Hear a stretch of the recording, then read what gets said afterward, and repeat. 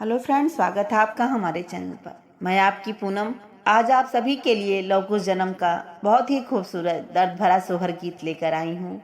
जब सीता माता को वनवास हो गया और जंगल में लव कुश का जन्म होता है तो किस चीज़ को याद करके रोती हैं, क्योंकि जब कोई स्त्री गर्भावस्था में होती है, अपने घर में जन्म होता है बच्चे का, कितनी खुशियाँ होती हैं। सास ससुर पति सब खुश होते हैं, उनके साथ तो जंगल में कोई नहीं था, अकेली थी माता सीता।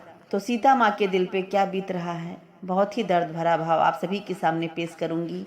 आप सभी को अगर मेरा गीत पसंद आए, वीडियो को शुरू से अंत तक जरूर देखिएगा, लाइक शेयर सब्सक्राइब करिए, अपनी पूनम को सपोर्ट करिए। आइए सुनाना शुरू करती हूँ।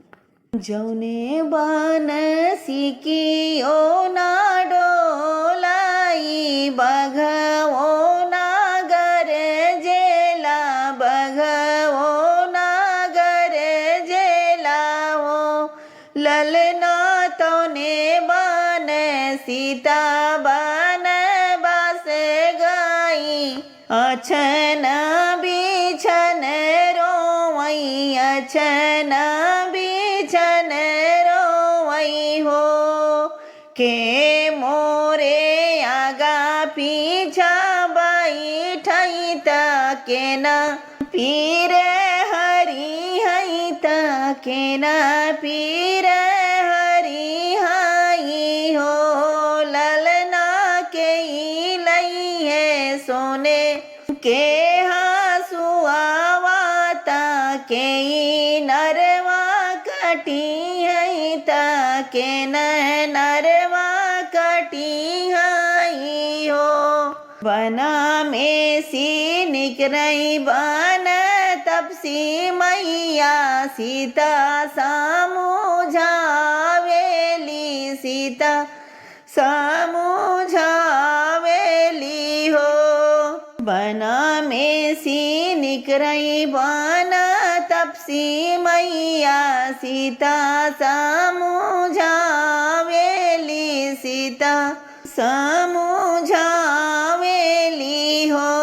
सीता हम तोहरा आगे पीछे बैठब, केसिया बटोरब, केसिया बटोरब हो। सीता हम लईबो सोने के हसुआ वाता, डगरी नीनार कटिए डगरी नारे कटिए हो। सीता हम लईबै सोने के हसुआ वा, डगरी नीनरवा कटी हई हो। आधी रात बीतेला पहरे राती, औ रोजे भोरे भैलई, औ रोजे भोरे भैले हो।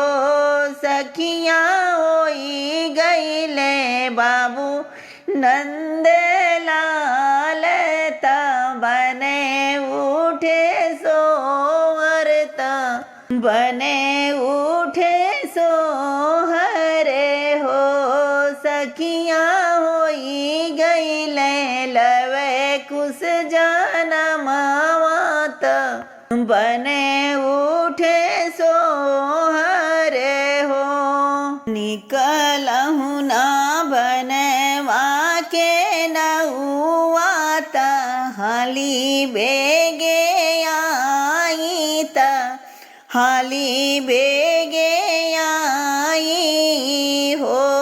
नौआ सीता रानी के भैले नंद लाल, लोचन पहुँचाई, लोचन पहुँचाई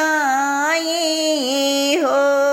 पहिला लोचन राजा दशरथ, दूसरा कौशल्या रानी, दूसरा कौशल्या रानी हो।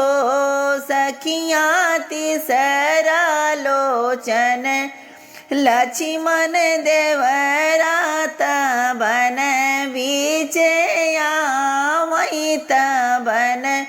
बीचे आवाई हो सखियाँ तीसरा लोचन लक्ष्मण भैया तबन बीचे आवाई हो चार ही गुने के वो हरवाता चुनी चुनी बाटेला चुनी चुनी बाटेला हो सखी ताही चढ़ी राम दतुइनी करे नऊ आलोचन लावे नऊ आलोचन लावे हो कहाँ के हाउ तो ही नऊ आता कहाँ के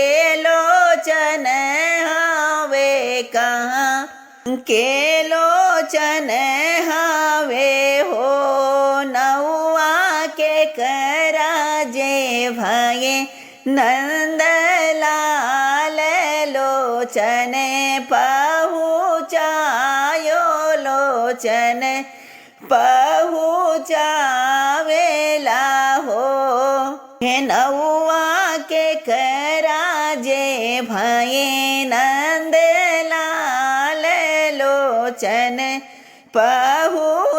पहुँचावाला हो बनवा के हाई हम नौआ बनवा के तपसीता बनवा के तपसी हो राजा बन तपसी लोचन भेजाई त सीता नंद लाल भाये सीता नंद लाल भाये हो रामा सीता जी के भैले दुई लाल लोचन हम लायन लोचन हम लायन हो जौने बन सिकी ओ ना डोलाई बघवो ना गरे जेला बघवो ना गरे जेला हो ललना तोने बन सीता बन बसे गईली अछ न बिछन रोवई अछ न बिछन रोवई हो।